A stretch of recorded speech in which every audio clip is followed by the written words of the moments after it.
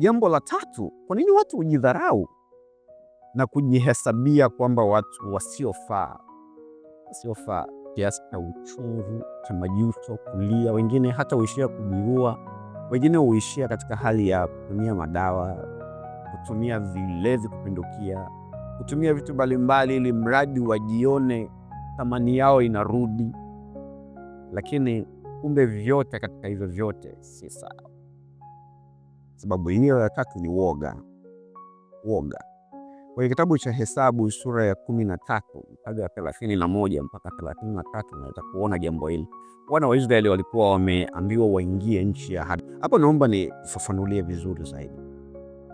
Walikuwa wamepelekwa mpaka nchi ya ahadi, wanakaribia kuingia nchi ya ahadi.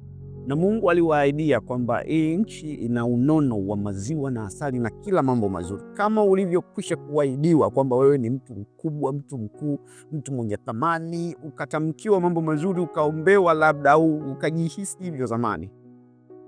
Sasa walipofika mahali pa kutaka kuingia, wakaenda wakasema, ngoja tuingie tukaone uhalisia wake. Wakatamani kwenda kuthibitisha maneno ya Mungu. Walipoenda wakakutana na vitu vingine, kwa maana ya kwamba waliona majitu, waliona watu wakubwa waliokuwepo wakati walikuwa wanaitwa wana. Walipowaona, pamoja na kwamba nchi ilikuwa ina matunda mazuri na vitu vizuri, lakini walichukua hilo swala la woga tu kuwa ndio msingi wa mambo yao, badala ya mambo mengine yote walioyaona. Waliona kila kitu alichokiahidi Mungu, kila kitu. Fikiria, walirudi na zabibu iliyobebwa na watu wawili kwenye mabega yao. Hiyo zabibu ilikuwa imenona kiasi gani? Ilikuwa mpana kiasi gani? Manake hiyo nchi ilijaa kila aina ya mambo mazuri. Lakini waliacha hayo yote, wakatazama yule jitu waliyemuona, yule mtu mkubwa, wakaogopa kwa sababu ya woga. Waliporudi walileta habari mbaya na hofu na mashaka, wakawaambia ile nchi inakula watu, yani nchi inafungua ardhi yake afu inakula watu. Lakini pia walijiona kama panzi mbele za watu, wale watu tuliowakuta kule. Sikiliza nakwambia, hakuna mahali ambapo utakwenda kwa nia ya kufanikiwa usikutane na kikwazo, wala usikutane na kitu kinachofanana na huyo jitu. Kwa maana ya kwamba kila penye fursa ya kiuchumi, kila penye mlango wa baraka, kila mahali penye hazina ya dhahabu na mambo mazuri maishani, kuna kitu ambacho unaweza kukutana nacho kama kikwazo kinachojaribu kukuzuia usivuke, usisonge mbele, usiende mbele. Lakini nguvu iliyo ndani yako na Mungu akiwa na wewe, hakika nakuambia, utaangusha kila kitu, utaharibu kila kitu, utavunja nguvu za hilo jitu na utasonga mbele, utakwenda na kushinda. Ninamfurahia Daudi kwa sababu Daudi aliwaprove wrong Israeli baadaye. Yeye alipokuja alipiga jitu, alimpiga Goliath, bado naifahamu, na akamuua mtu mmoja. Wao walienda wakaogopa wengi, lakini yeye Daudi alimpiga mtu mmoja akamharibu, akapiga jitu moja akaliua. Aliwa prove wrong. Kwa hiyo uwe hodari katika Kristo na uwe hodari kujua kwamba una kitu, una uwezo wa kuangusha majitu, una uwezo wa kuvuka vikwazo vya aina yoyote katika maisha, una uwezo wa kubadilisha mambo, ukapenya hata mahali ambapo wengine walikwama kwa kuogopa. Ushinde woga, ishinde hofu. Unaweza kuanza upya ulipokwama. Ulikuwa na business imekwama, ulikuwa na kitu fulani utamani kukifanya na ili kifanikiwe, lakini kwa sababu ya kuogopa na kujiona duni kwamba siwezi, ukakaa chini na kutia moyo. Katika jina la Yesu Kristo, nguvu ya Mungu ikuwezeshe kusonga mbele na utapita hapo mahali, utakuwa mshindi kabisa. Sababu yetu ya mwisho ni hii, moja ya mwisho: kuzoelea utumwa. Kuzoelea utumwa. Hiki ni kitu kibaya ambacho baadhi ya watu huishi katika mazingira magumu na kuyapokea kuwa ni sehemu ya maisha yao. Wanaishi kwenye mazingira magumu sana, umaskini mbaya sana, utumwa mbaya sana, kutumikishwa, kuminywa na kukandamizwa kwingi na adui na watu. Lakini kwa sababu ya hali ya kuzoea, huwa wanaona hayo mazingira kuwa ni sahihi, na mara nyingine huanzisha maneno ya kujifariji na kujiona kuwa wako mahali sahihi. Lakini kumbe ni swala la kuzoea utumwa, kitu ambacho si sahihi.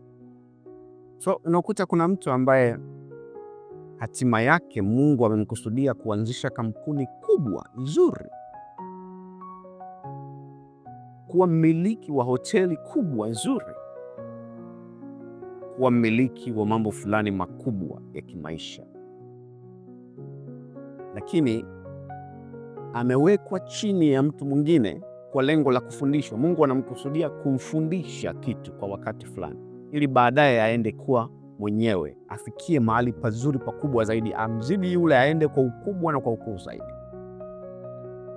Lakini katika hali ya kutumikishwa kwake kwingi, anaweza kufikiri kuwa ndio sehemu yake ya mwisho, na hivi mara nyingi anaweza kuzoelea yale mazingira ya kulipwa, yale mazingira ya kupewa hiki na hiki, kupewa vitu vya bure, kupewa posho fulani, vinamnyenga na kumfanya kuwa mtu wa kawaida ambaye amezoelea ule utumwa, asijue kwamba ni njia ya kufundishwa. Mara nyingi Mungu hutumia huo utumwa kama njia ya kukufundisha unyenyekevu ili uinuke kwenda mahali pako. Waisraeli walikutana na hii changamoto kila mara walipokuwa wanaenda na Musa. Kulipotokea changamoto yoyote ndogo au kubwa, walifikiri kuhusu Misri. Kwa hiyo kila walipokutana na changamoto fulani walimwambia Musa, bora turudi Misri. Walisahau kwamba Mungu amewaambia na wapeleka kwenye nchi yenye maziwa na asali na kila aina ya unono, wenye kila aina ya mema. Wakasahau. Biblia inasemaje kwenye kitabu cha Zaburi 106 mstari wa 24? Wakaidharau nchi ile ya kupendeza, wala hawakuliamini neno lake. Kwa sababu hiyo walihesabiwa kuwa wamedharau urithi wa Mungu. Na ndio maana Mungu aliamua kuwapeleka miaka 40 jangwani ili wafe wapotee huko, watoto wao ndo waingie. Sababu ni hiyo, kuzoea utumwa. Hawakuamini kwamba Mungu anaweza kuwapeleka mahali sahihi. Hawakuamini ile nchi wanayoenda. Mungu anakotaka kukupeleka ni pazuri kuliko pale ulipo, kuliko kule ulikotoka. Amini tu, Mungu ana jambo zuri kwa ajili yako. Kuna hatima nzuri mbele yako. Kuna furaha iko mbele yako. Ninaona mema yako mbele yako. Ninakuwazia na ninakutamkia mema yafunguke mbele yako katika jina la Yesu. Ninapomaliza, ninaamini katika haya niliyoyazungumza yako mambo ambayo yamekugusa. Kuna mahali yamkini umekwama katika hatua zako za kimaisha. Kuna mahali ambapo maono yako yamekuogofya na huoni wapi pa kwenda. Hujui unaanzaje kwenda, kwa sababu una vitu vingi vya kufanya unavyovitamani. Vingine umeviandika kwenye daftari, umeviandika kwenye notebook, umeviandika mahali fulani.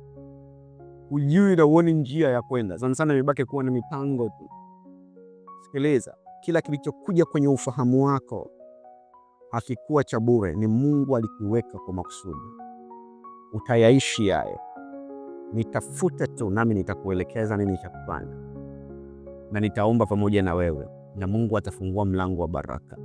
Ule utumwa utaondoka, nira zitaondoka, na utaanza kuona uhuru. Utafaidi matunda ya uhuru mkamilifu ulio katika Kristo Yesu na uwezo wa kumiliki na kutawala. Ninatamka juu yako katika jina la Yesu Kristo, utumwa umeondoka na fikra za kitumwa zikuache. Uwe mtu huru na neema ya Mungu ikufunike kabisa katika jina la Yesu.